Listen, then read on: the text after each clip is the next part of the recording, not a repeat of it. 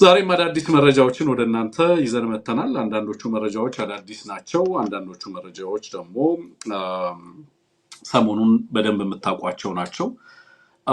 ትልቁ ነገር አሁን ዛሬ ያለው ነገር በተለይ ከአፋብን ጋር ተያይዞ ትልቁ ያለው ተጋድሎ ዳሞትና ጎጃም ላይ እየተደረገ ያለው ተጋድሎ ነው። በጣም በርካታ ጀነራሎች፣ በጣም በርካታ ጦር፣ በርካታ ኮሎኔሎች አሉ የሚባሉ የብልጽግና የጦር አጋፋሪዎች በሙሉ ተሰናድተው ዘምተዋል። ሮኬቶችን ይጠቀማሉ፣ ከባድ መሳሪያዎችን ይጠቀማሉ። ህብረተሰቡን የመጠበቅ ኃላፊነት ያለው ሌላኛው ቡድን ላይ ነው እንጂ አገዛዝ ነኝ መንግስት ነኝ የሚለው አካል ላይ አይደለም ያለው። ህዝቡ ላይ ከፍተኛና መጠነ ሰፊ ውድመት እያደረሰ ህብረተሰቡ ላይ ከፍተኛ ጉዳት እንዳይደርስ ጥንቃቄ በማድረግ ህብረተሰብ ንጹሃን እንዳይጎዱ ለማድረግ ከፍተኛ ጥንቃቄ ነው እየወሰደ እንቅስቃሴ እያደረገ ያለው። እንግዲህ የፋኖ ኃይል ነው፣ አፋብን ነው። ያገዛዙ ኃይል አለኝ የሚለውን የጦር መሳሪያ ያለምንም ተጠያቂነት ያለምንም ከልካይ በፈለገው አቅጣጫ እንደፈለገ እያስወነጨፈ እንዳለ እየሰማን ያለ ነው። በየዕለቱ የሚደርሱን ምስሎች እናያለን። የቁም እንስሳ ከብቶች ሲቃጠሉ እናያለን። ንብረት ሲወድም እናያለን። የአርሶ አደሩ እንደዚሁ ማሳ ሲወድም እንመለከታለን። ህጻናት ሲገደሉ እናያለን። ቤቶች ላይ መድፎቹ ከባድ መሳሪያዎች ሲወድቁ እየተመለከትን ያለ ነው። እንዲህ አይነት ነገሮች አሉ። በአንጻሩ ግን ገባሁባቸው በሚላቸው አካባቢዎች ላይ ደግሞ ገባው እያለ ከፍተኛ ፕሮፓጋንዳም ሲነዛ እንመለከታለን እና በጣም ብዙ ሰዎች የዚህን ወታደራዊ ዘመቻ ትርጉም ለመስጠት ሲቸገሩ እመለከታለሁ። ግን ዝም ብሎ አገዛዙ እንደተለመደው በንጹሃን ላይ የሚያደርሰው ጅምላ ጭፍጨፋ አካል አድርገው ነው የሚረዱት። ከዛ በዘለለ የተለየ ወታደራዊ ትርጉም ለመስጠት ጥረት ሲደረግ አላየውም። ስለዚህ የተወሰኑ ነገሮችን እዚህ ላይ ማንሳት አስፈላጊ መስሎ ይሰማኛል። በእርግጠኝነት የምነግራችሁ ነገር ይሄ ዳሞት እና ሌሎች ጎጃም አካባቢዎች ላይ በተለያየ አካባቢ ላይ እየገባ ያለው ኃይል ልክ የፋሽስት ሰራዊት የገጠመውን ሁኔታ የሚገጥመው እንደሆነ በግልጽ ማወቅ ይገባል።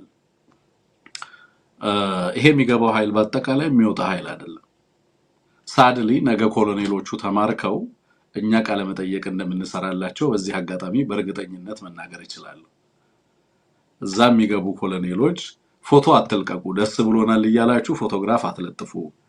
አንድ ከተማ ላይ በትገቡ ፋኖ ካፈገፈገ ከተማ ለቆልህ ያከፈገፈገበት ምክንያት ፒውርሊ ወታደራዊ ነው።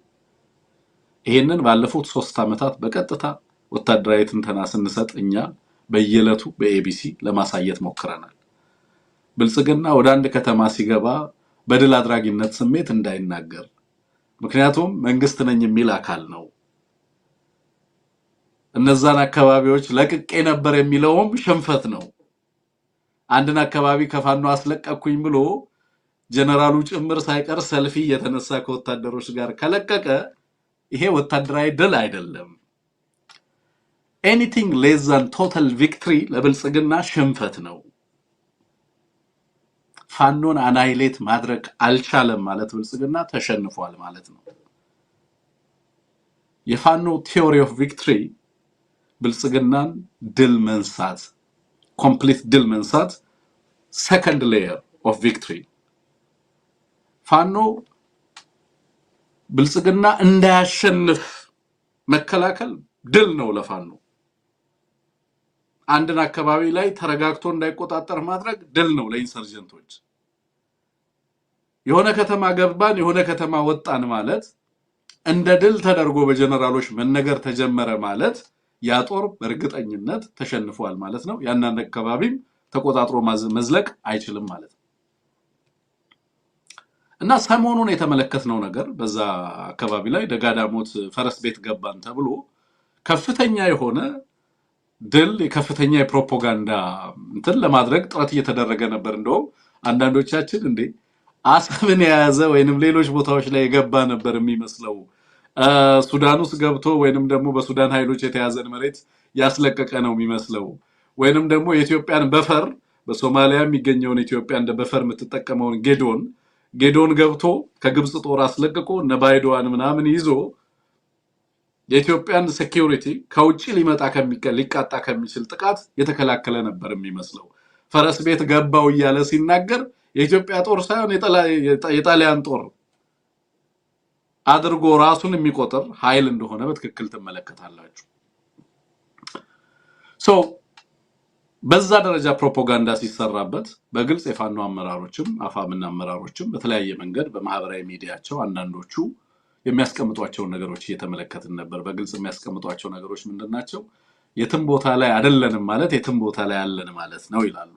ሶ ስትራቴጂካሊ ፈረስ ቤት ሲመጣ ያገዛዙ ኃይል እነሱ በሚፈልጉበት በራሳቸው ቅድና በራሳቸው ቦታ ላይ ነው የሚገኙት።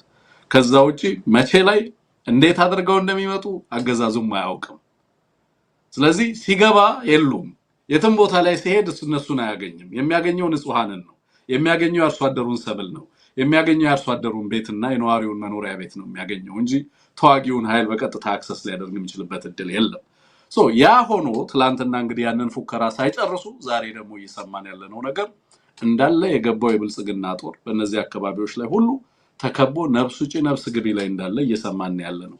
በጣም በርካታ አካባቢዎች ላይ ኦሬዲ ምርኮኛው ኦሬዲ ጦሩ ራሱ እርስ በርስ መታወቀስ እንደጀመረም ጭምር እየሰማን ያለነው። በጣም መጠነ ሰፊ ውጊያ ነው በነገራችን ላይ እየተደረገ ያለው በጎጃም።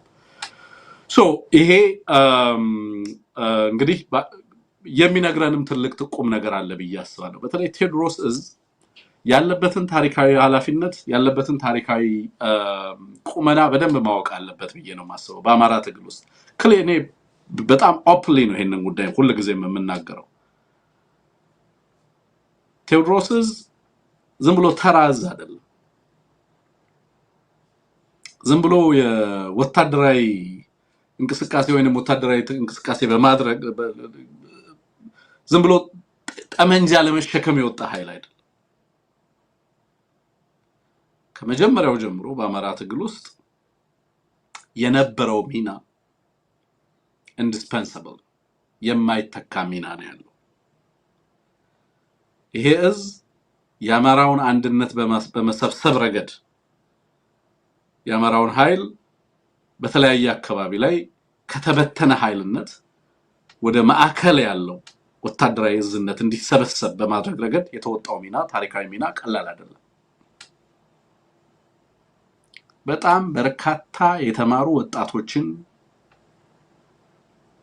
የያዘ በጣም ሰፊ ስፍራን ተቆጣጥሮ የሚሰራ ትግሉን ፖፑላር ያደረገ በትግሉና በህዝብ መካከል ያለውን ቁርኝት በከፍተኛ ደረጃ ያሳደገ እያንዳንዱ የህብረተሰቡ አካል ለምን ይሄንን ትግል እንደሚያደርግ በቂ ግንዛቤ ላይ እንዲደርስ ያስቻለ ሰው አውቆ እንዲታገል ማህበረሰቡ የመጣበትን አደጋ ተገንዝቦ በዛው ልክ ለራሱ ነፃነት ዋጋ እንዲከፍል እንዲታገል ማሳመን የቻለ ነው።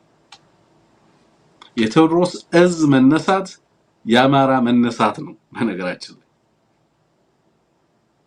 በሌሎች አካባቢዎች ላሉ የአማራ ኃይሎች የብርሃን ጮራን ይፈነጠቃል። የሚያስተጋባ ድልን ያስተጋባ ነው። ቀላል ሚና አልነበረው። ይሄ አገዛዝም እዛ አካባቢ ላይ ይቀጣጠል የነበረውን የአማራ ናሽናሊዝም ክራሽ ለማድረግ ያላደረገው ያልቧጠጠው ነገር የለም። ያልመደበው ገንዘብ የለም። አመራሩ ላይ ያላደረገው ዘመቻ የለም። እጅግ በጣም መጨረሻ ላይ ዘመቻ አድራጊዎቹ ሰለቻቸው ይመስለኛል። አገዛዙም ሰለቸው። ሊበትነው ያላደረገው ጥረት የለም። ባለሀብት ያልተላከ ባለሀብት ያልተላከ ሃይማኖት አባት ያልተላከ ሽማግሌ አልነበረም። ቴዎድሮስን ማፍረስ ሙሉ የአማራን ትግል በበተን ይቆጠር ነበር። በኋላ ቴዎድሮስ የራሱን የትግል ችቦ ከለኮሰ በኋላ ለሌሎች ወንድሞች መጠናከርና በሌሎች አካባቢዎች ላይ ተመሳሳይ ኤግዛክትሊ የቴዎድሮስን አይነት እንቅስቃሴ እንዲደረግ እድልን የፈጠረ ጥረቶችን በማድረግ በሁሉም አካባቢ ላይ ወጥነት ያለው ጠንካራ ትግል እንዲደረግ በማድረግ አሁን ምስራቅ አማራ ላይ ምንም ጥርጥር እንዳይኖርህ ያደርጋል። አሁን የምስራቅ አማራ ላይ ምኒልክ እዝ ላይ ምንም ስጋት የለውም። አማራው ትግሉን የት እንደሚያደርሰው በግልጽ መናገር ትችላለህ። አያያዙን አይተው ውጤቱን መናገር ስለምትችል ማለት ነው። አሁን በላይዝ እየሄደበት ያለው መንገድ ተመልከቱት። ሸዋ ላይ አሳምነው እዝ እየሄደበት ያለው መንገድ ተመልከቱት። አልፎ ተርፎ ቢዛሞ ላይ ያለውን ተመልከቱት። ምን አይነት መሰረት እያያዘ እንደመጣ ማለት ነው። ከቅርብ ጊዜ ወዲህ ግን ቴዎድሮስ እዝ ሁነኛ ፈተናዎች ገጥመውት እንደነበረ መቼም ብዙዎቻችሁ የምትረዱት ነው። እኔ ፕሮግራም አልሰራበትም። አንዳንዴ ችግሮች ሲያጋጥሙ ለአማራ ችግር ብርቁ ስላልሆነ መጥቼ ሚዲያ ላይ አላለቅስም። ምክንያቱም እንዴት እንደሚፈታ ስለማቀው ከኛ አስተሳሰብም በላይ የሚሆን ችግር ይገጥመናል ብዬ ስለማላስብ ባይዘው የገጠመን ፈተና የትኛውን ፈተና ለኔ አሁን የምናያቸው ማናቸውን ፈተናዎች በጣም በትንሽ ሐሳብ ጊዜ ወስዶ በማሰብ የሚፈቱ ችግሮች ናቸው። አማራ በዘመናችን ገጥሞን የማያውቅ የተለየ ፐዝል የገጠመን እጅግ በጣም ዲስኦሪየንት የሚያደርግ እጅግ ፈታኝ ሁኔታ አስበንና አልመን አቅደን የማንፈታው ነገር እንደገጠመን እየመጣን በተለያየ ቦታ ላይ ማልቀስ ተገቢ ነው ብዬ አላምንም። አመራሩ ጊዜ ከወሰደ ሊፈታው የማይችለው ምንም ነገር አማራን አልገጠመውም ብዬ ነው ማምነው። ከአማራ ህዝብ አቅም በላይ የሆነ የኢትዮጵያ ችግር አለ ብዬ አላምንም። ከአማራ ህዝብ በላይ የሆነ የአማራ ችግር በፍጹም ሊኖር አይችልም። ከአማራ ህዝብ በላይ የሆነ የቀጠናው ችግር አለ ብዬ አላምንም። የኛ ችግር የነበረው ተቀራርቦ መነጋገር፣ መተማመን፣ ከዛ በኋላ ያጋጠሙን ፈተናዎች የምንፈታበትን ስትራቴጂ በጋራ መቀየስ ላይ ነው የነበረው ችግር። እነዛን ችግሮች መቅረፍ የሚያስችል አቅም አለ ብዬ ስለማምን በተለይ ቴዎድሮስ ላይ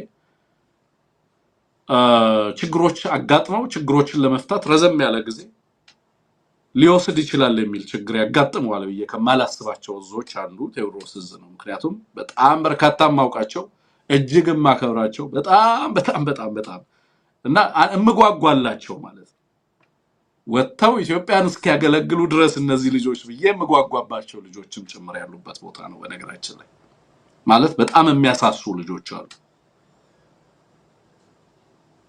በእውነት በደንብ የተማሩ ለምን በዛ ቦታ እንደተገኙ የሚያውቁ ጥሩ ዝግጅት ያደረጉ ልጆች ያሉበት እና እንድናርፍ የሚያደርገን አእምሮአችን እንዲያርፍ የሚያደርጉ ልጆች ያሉበት እና ጠላት በቅርብ ጊዜ ቴዎድሮስስ ችግር አጋጥሞታል። የውስጥ አንድነት ችግር አጋጥሞታል። አካባቢነት ፕሮቪንሻሊዝም አጋጥሞታል። በዚህም ምክንያት ባልተደራጀበት ችግሩን ባላከመበትና ባልፈታበት ሁኔታ ከበባ ፈጽምበትና ይሄንን አካባቢ ባዳፈን በሌላ አካባቢ ላይ ያለው የአማራ ናሽናሊዝም ራዲየት ሊያደርግ አይችልም። ስለዚህ አማራን እዚህ አካባቢ ላይ መድፈቅ ከቻልኩኝ በሌሎቹ አካባቢ ላይ ያለውን በተናጠል ደግሞ ጋፈጠዋለሁ ብሎ የተለየ ስትራቴጂ አይደለም የምናቀውን አይነት ስትራቴጂ ነው ያዘው። ግን ደግሞ መጠነ ሰፊ የሆነ ወታደራዊ ዘመቻ በዚህ አካባቢ ላይ እንዳወጀ ተመለከታላችሁ። ይሄ ላለፉት 50-60 ዓመታት ኢትዮጵያ ችግሮች ባጋጠማቸው ጊዜያቶች ውስጥ ጎጃም ላይ የተደረገ ትግልንና የማህበረሰቡን በትግል ውስጥ የነበረውን ሚና ጠንቅቆ ካለመረዳት በየዘመኑ የሚፎርሹ መንግስታት ስለሚነሱ ዛሬም እነ መሐመድ ተሰማ እዛ አካባቢ ላይ የሚያደርሱት ነገር ከዛ በታሪክ ከተሳሳት ውስጥ እንደ ጣሊያን ጦር አመራሮችና ወታደሮች የተለየ ነገር ይዘው እንዳልመጡ እንገነዘባለን ማለት ነው። ዛሬም የሚደረገው ዘመቻ ትላንት ያልተደረገ ዘመቻ አይደለም። ምንም የተለየ ውጤት የለውም። በተመሳሳይ ሁኔታ አንድ ነገር ደጋግሞ የመሞከር አይነት ሁኔታ ካልሆነ በስተቀር ማለት ነው። ገቡ ትላንትና ገብተናል በሚል በከፍተኛ ደረጃ ፕሮፓጋንዳ ነዙ። አሁን ደግሞ ነፍስ አውጪኝ ውስጥ ገብተው ወይንም ደግሞ ራሳቸውን ለማዳን ከፍተኛ ርብርብ እያደረጉ እንዳሉ እየሰማን ያለ ነው። እኔ በእርግጠኝነት የምናገረው ነገር እዛ የገባው ኃይል ብልጽግና ሙሉ ለሙሉ እዛ የገባውን ኃይል ሊያጣ የሚችልበት ሁኔታ እንዳለ በግልጽ የሚያመላክቱ ነገሮች እንዳሉ እየተመለከትን ያለ ነው። ዛሬ የሚደርሱን ወታደራዊ ዘመቻዎች ከማታ ጀምሮ የነበረው ነገር እንግዲህ እስከዚህ ሰዓት ድረስ ከባድ ትንቅንቅ እዛ አካባቢ ላይ እየተደረገ በጣም መጠነ ሰፊ የቡድን መሳሪያዎችን ታጥቆ የመጣ ሰራዊት ነበር የነበረው። በበርካታ ሁኔታ ከባድ ተጋድሎ እየተደረገ እንዳለ ነው መረጃዎች እየደረሱኝ ያሉት ማለት ነው። ቴዎድሮስ ላይ ጠንካራ ህዝብ ነው። የትግሉ ባለቤት ራሱ ህዝቡ። የአማራ ትግል በዛ ልክ ጎጃም ላይ በተሰናሰለበት ልክ ሁሉም የአማራ አካባቢዎች ላይ መሰናሰል ቢችል ኖሮ የአብይ አህመድ እድሜ ይሄን ያህል ጊዜ ባልቀጠለ ነበር። በጣም ጠንካራ ህዝባዊ መሰረት አለው። በጣም ጠንካራ ከምታስቡት በላይ ምክንያቱም ህዝቡን ማሸነፍ የተቻለው ፖለቲካሊ ነው። አስፈራርተው ልትገዛው አትችልም። አሸማቀኸው ልትገዛው አትችልም። ሀብት ንብረቱን አውድመ ልትገዛው አትችልም። ሃይማኖትና ቅርሶቹን አውድመ ልትገዛው አትችልም። ልታንበረከከው የምትችለው ህዝብ አይደለም። የሚገዛው መተማመን አጤ ኃይለ ሥላሴም ጭምር በነገራችን ላይ ወደ ኋላ ሄዳችሁ ከአጤ ኃይለ ሥላሴ ጋር የነበረውን ነገር ጠይቁ፣ አንብቡ።